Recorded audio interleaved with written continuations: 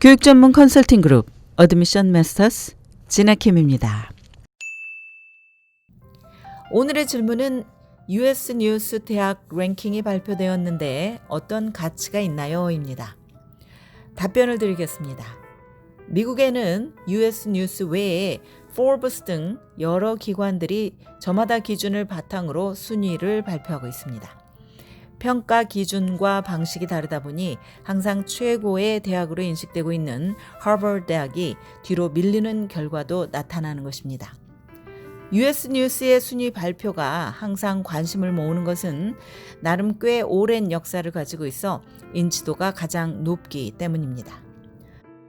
하지만 대학 순위 발표가 실제 각 대학의 서열로 인식하는 것은 옳지 않습니다. 물론 나름대로 조사기관들이 객관적인 자료를 바탕으로 하고 있지만 완벽한 통계는 될 수 없기 때문입니다. 미국에는 수천 개의 4년제 대학들이 있고 대학 지원자들은 그 가운데 자신에게 가장 좋은 대학을 골라 지원해야 합니다. 이때 실력과 적성, 희망 전공, 환경, 재정 상태, 개인의 취향, 목표 등 여러 가지 조건들을 일일이 따져봐야 하는데 남들이 알아주는 대학이 자신에게도 잘 어울린다고는 누구도 장담할 수 없는 것입니다. 때문에 이런 발표가 나올 때 맨 앞에 나오는 순위에만 집중하기보다는 그 안에 실려 있는 여러 가지 정보들을 찾아보는 게 중요합니다. 즉 자신이 지원하고자 하는 대학들을 골라 어떤 특징을 가지고 있고 장점은 무엇인지, 지역은 어디인지, 재학생들은 얼마나 자신들의 대학을 좋아하는지, 4년 내 졸업률은 또 몇 %나 되는지 등 그 대학을 들여다보는데 포커스를 맞춰야 한다는 것입니다. 이런 식으로 자료를 이용한다면 유익한 정보가 될 수 있습니다. 사실 대학 순위 발표의 가장 큰 문제점은 대학 지원 예정자 및 학부모들의 시야를 좁힐 수 있다는 것입니다.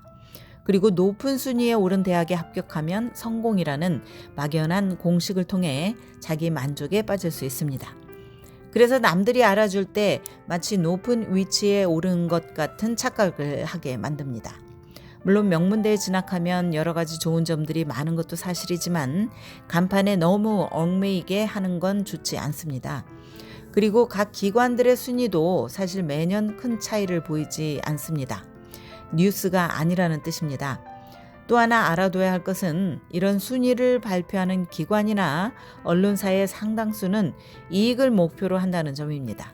예를 들어 US 뉴스의 이번 발표도 상세한 내용을 들여다보기 위해서는 책을 구입하거나 온라인을 통해 유료로 이용해야 합니다. 때문에 여기에 너무 시간을 들일 필요는 없다고 봅니다. 지금까지 교육 전문 컨설팅 그룹 어드미션 마스터스 진아킴이었습니다.